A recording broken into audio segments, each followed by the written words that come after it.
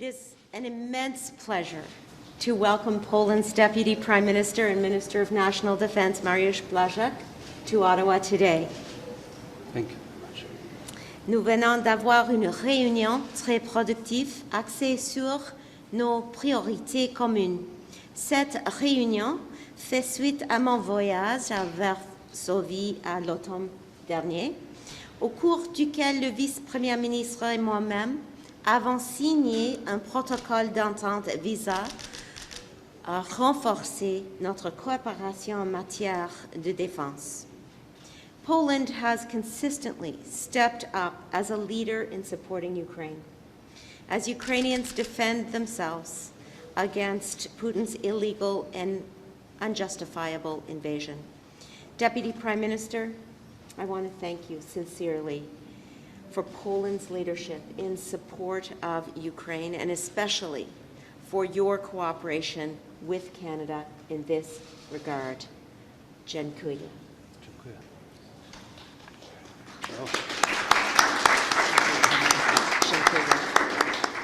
Poland has welcomed millions of Ukrainians into its communities, a testament to the dedication, the strength, the goodwill of the Polish people. Last year, Canada deployed troops to Poland to assist with this effort and to facilitate the onward movement of Ukrainian migrants. Et les 1,1 million de Canadiens d'origine polonaise qui vivent dans notre pays se sont également mobilisés pour accueillir les Ukrainiens dans le besoin. For many months, Canadian and Polish Armed Forces members have been working side by side to train members of the Armed Forces of Ukraine.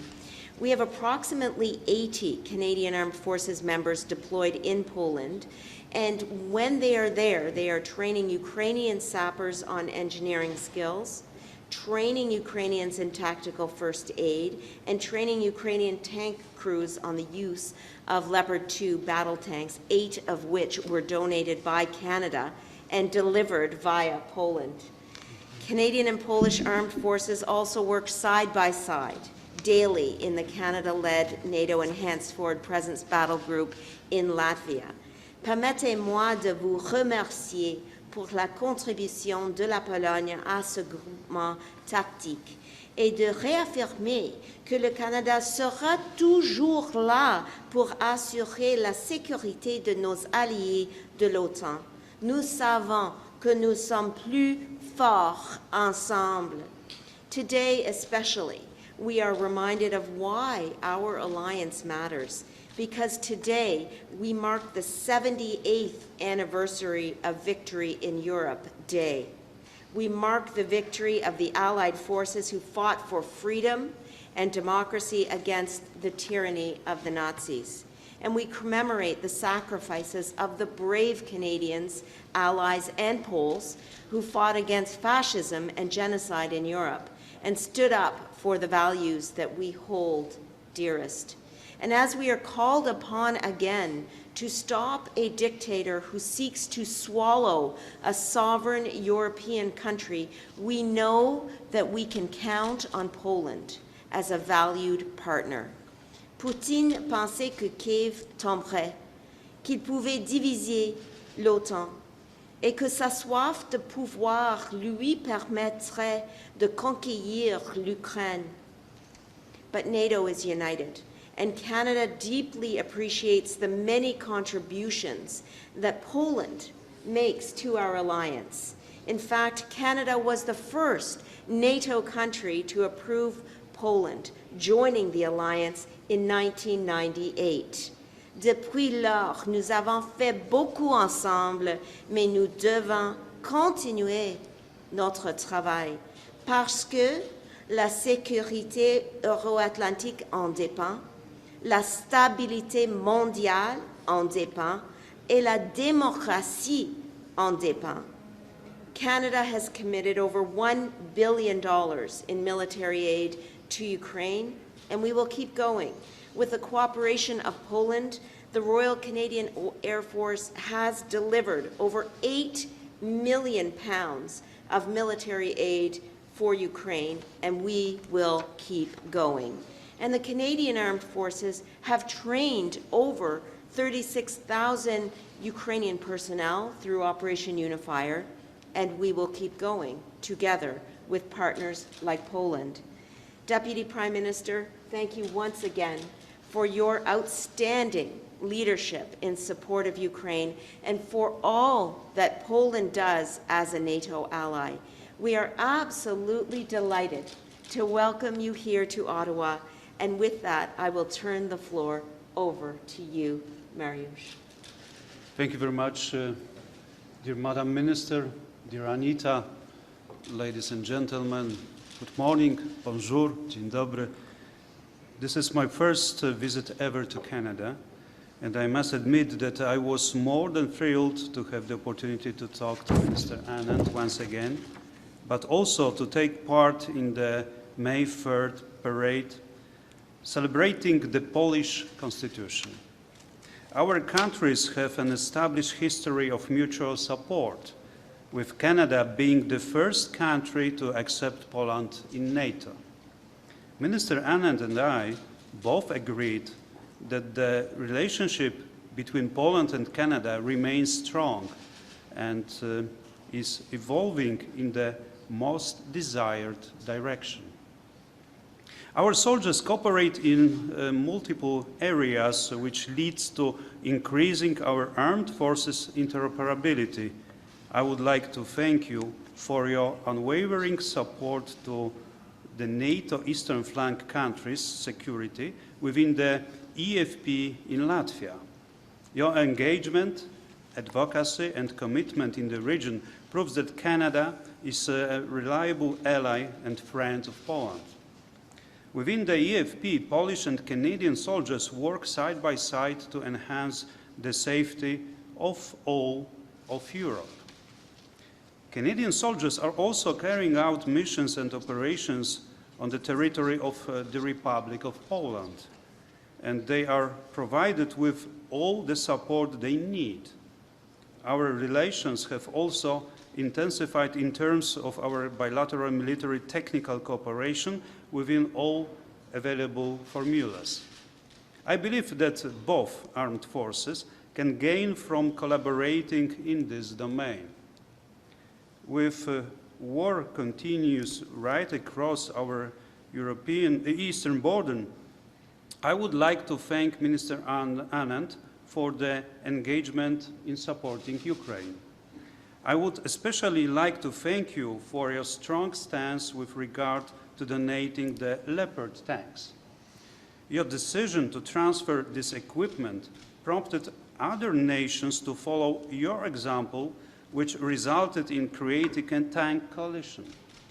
Unfortunately, the war is far from over, which means that the leaders of the Western Hemisphere must still stand united and stop Putin's imperialist ambitions of trying to reshape the post-Cold War order by annexing the territory of our neighbor.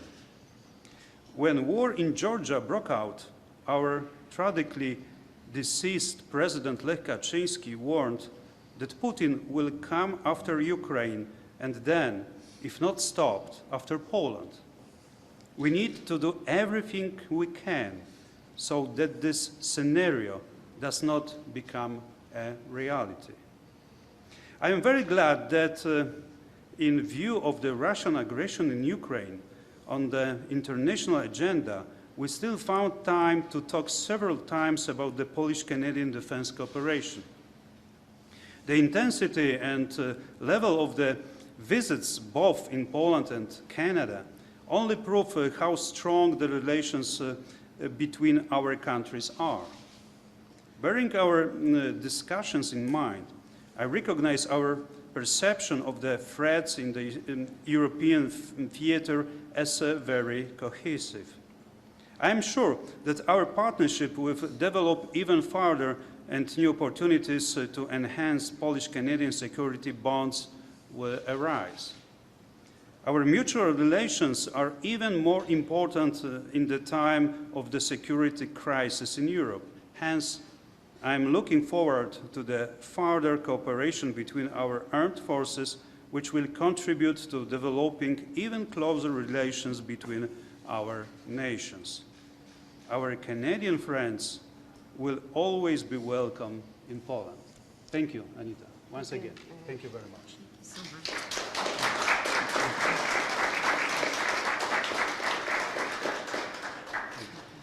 Thank you, Minister and Deputy Prime Minister. On va maintenant prendre les questions des médias. We will take one question and one follow-up, and we as well have a translator to translate from Polish to English as required. So we'll go to the first question, la première question. Good morning, Rafał Stańczyk, Polish Public Television. Thank you for taking my question. Just a quick follow-up on the agreement of understanding. What are the next goals of this cooperation between Canada and Poland in the face of upcoming Russian aggression in Ukraine? Thank you. I am grateful for openness of Madam Minister, and the next goal is to prepare to create interoperability between our forces. Especially we're grateful for cooperation between our special forces and territorials.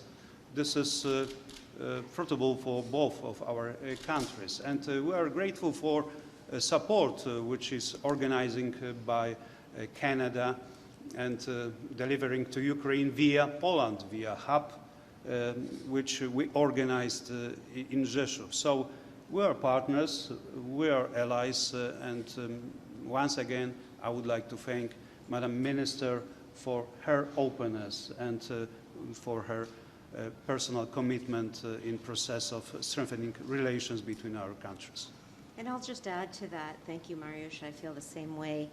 So the signing of the Defense Cooperation Agreement last fall when I visited Warsaw was a significant step, because what that agreement allows is for a very flexible interpretation of various lines of further cooperation. And so it has a very meaningful place in setting a further foundation for other initiatives between Poland and Canada. So what I am really here to do today is to thank Poland for being such a key partner for Canada, not only in terms of Ukraine, but in terms of being strong NATO allies and in terms of further bilateral cooperation in defense and security issues. I would also like to reiterate my thanks, Mariusz, because we have 3 lines of effort operating in Poland right now in support of Ukraine: training Ukrainian sappers, training first aid crews, and training tank crews. And Canada has an expertise in training, but we are able to exercise that expertise in terms of support for Ukraine, largely because Poland has been so welcoming to us as allies and allowing us to continue to do that training along those 3 lines of effort. Thank you. Follow-up question? Okay, we'll go to the next question. Good morning, Minister. Deputy Prime Minister, welcome to Canada. Minister Anand, I'd like to ask you a question that's not related to Canada-Polish relations. I wanted to ask you about AUKUS, and can you tell us whether Canada has formally asked our allies to become part of AUKUS? Canada is highly interested in furthering cooperation on AI, quantum computing, and other advanced technologies with the defense nexus with our closest allies. Last week, I was at Defense Research and Development Canada, DRDC, and I viewed firsthand our expertise in innovation. We have strong capabilities in that area, and we are always looking for ways to facilitate and collaborate with our closest allies on these and other measures. I will say that the work we continue to do with the Five Eyes allies continues in multiple spheres, including in the area of intelligence sharing through the communication security establishment. So our ties with our Five Eyes allies are strong, And indeed, we remain interested in furthering cooperation in AI and other innovation efforts with our allies. So, And a follow-up question? So, Minister, just to be clear, that is a yes. We have formally asked to be part of AUKUS, at least in the intelligence sharing and in the electronics sphere. And was Canada notified, or were we even told about the AUKUS deal when it was originally struck? As I mentioned, we are highly interested in continuing to work with our allies, including Australia, the United States, and the UK, in terms of our capabilities in advanced technologies, in innovation, in AI, and quantum technologies. And that is something we will continue to further on our own capabilities, as well as in terms of our relationships with our Five Eyes allies. Thank you. We'll go to the next question. Glenn McGregor, CTV News. Minister Anand, Alberta government is expected to come to Ottawa looking for help dealing with the wildfires. I'm wondering what, if you've got a specific request yet for Canadian Forces deployment there.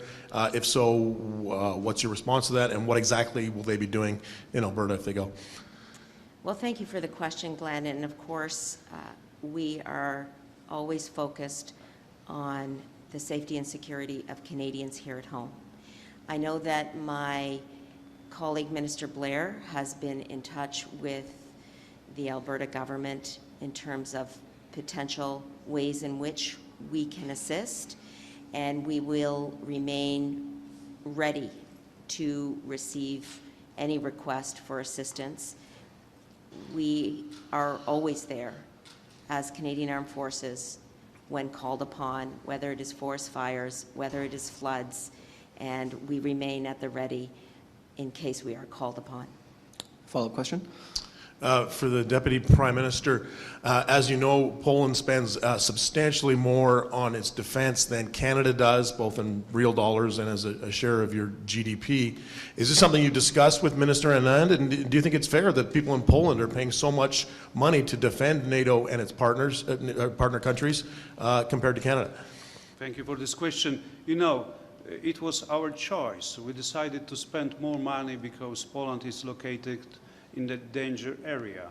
During my statement, I mentioned our late President Lech Kaczynski and his meeting in Georgia in 2008. He told publicly then, if free world don't stop Putin, Russia will invade Ukraine, then will invade Baltic state, then will invade Poland. So that's why we decided to strengthen our military. But we are in a close contact with our Canadian friends, with Madam Minister, so we are building interoperability. Our soldiers are serving shoulder to shoulder, for instance, in Latvia.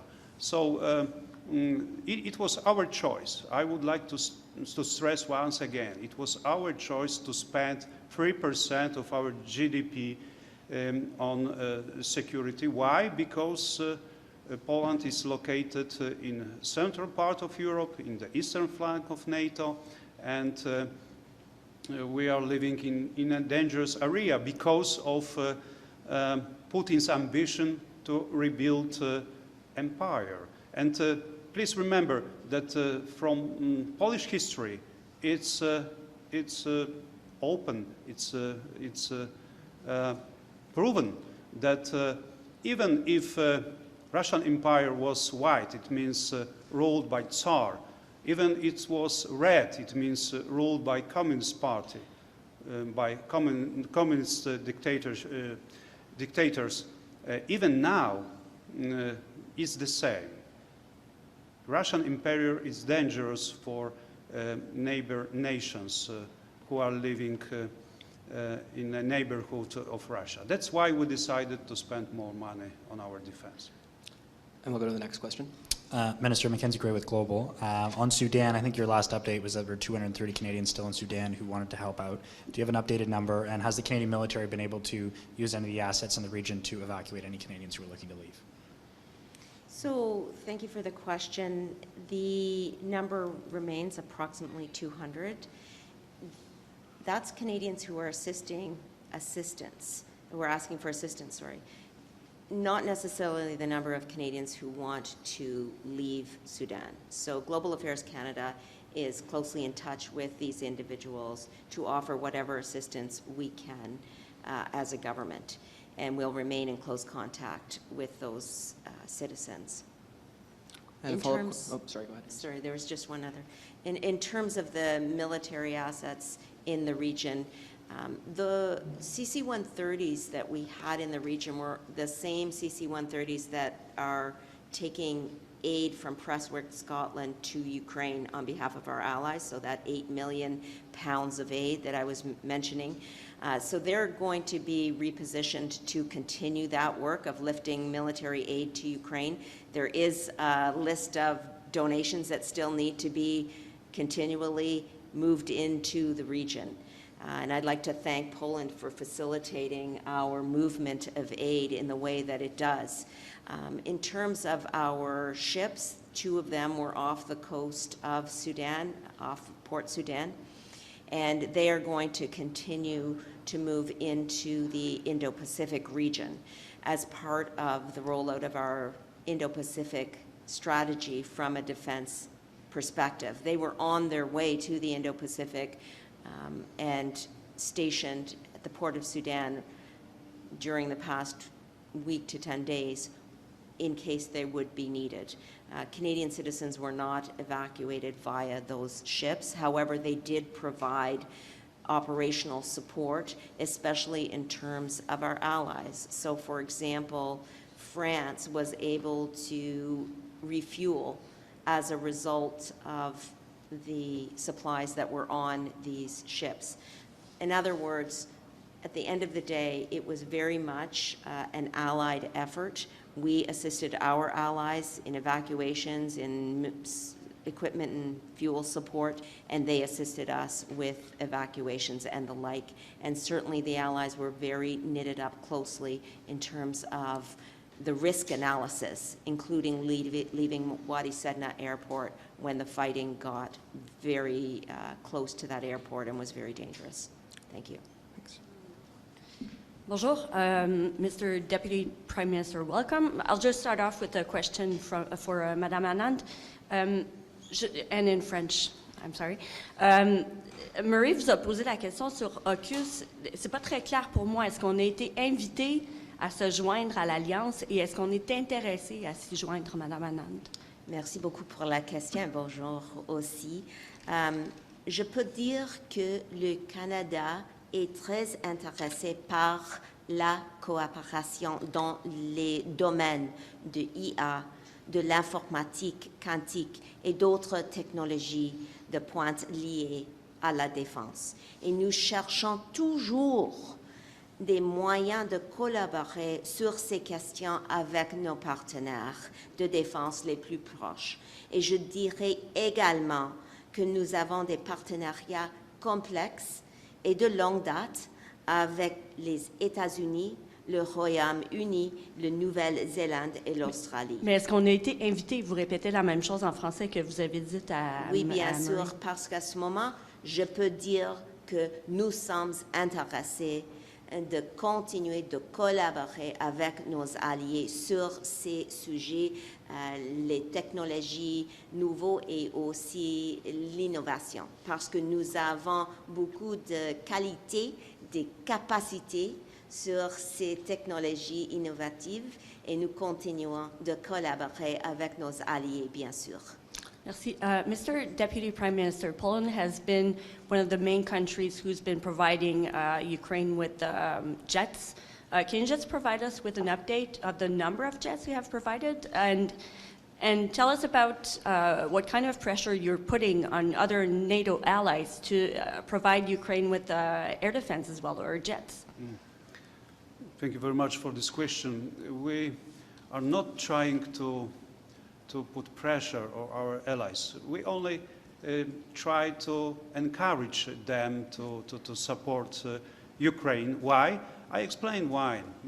Because Russia is dangerous. So we try to do the best to support Ukrainian brave people who are defending their country, who are fighting for their freedom and from our perspective, for our freedom as well. Because Poland is member of NATO and we are proud of this. But we know that if free world don't stop Putin, Russia will try to invite to other countries. So we only are encouraging our partners and allies. And you, Madam, asked about jets. We delivered 10 MiG-29 jets to Ukraine. So, like I mentioned during my statement, I'm grateful, Madam Anand, for building coalition of Leopard tanks. We together delivered Leopard tanks to Ukraine. During my visit in Świętoszów, it's a Polish base, I met Canadian instructors who trained Ukrainian soldiers. So I appreciate input of Canada to this process. So that's the example of our close cooperation between Poland and Canada. We want to support Ukraine as soon as possible, and we are doing this. Thank you. Oui, est-ce que je pourrais ajouter quelque chose en français? Le point sur les chars, c'est très important parce que à Ramstein, nous avons discuté comment est-ce que nous pouvons collaborer sur les chars, de s'assurer que tous les pays peuvent donner leurs chars aussi. Donc, c'était une conversation pas seulement en janvier, mais aussi en février, mars, avril, et maintenant dans notre rencontre bilatérale. Nous continuons de travailler avec d'autres pays parce que c'est pas seulement un enjeu pour aujourd'hui, mais dans le long terme aussi, parce que nous devons s'assurer que l'Ukraine peut gagner cette invasion illégale. Et comment est-ce qu'on peut faire ça? On doit être unis et nous continuons d'être là avec nos alliés. Mais c'est aussi que nous sommes les leaders. We're the leaders in terms of ensuring that all countries are donating their tanks where they're able, donating their spare parts where they're able, making sure there are trainers available, making sure where possible there are recovery vehicles in place. Ça, c'était notre travail des derniers mois, de faire ce travail, mais nous devons continuer de faire ça. Merci. Thank you, Minister. Thank you, Deputy Prime Minister. That will conclude today's press conference. Merci beaucoup tout le monde. Thank you, everyone. Thank you very much. It's not that easy, I know, but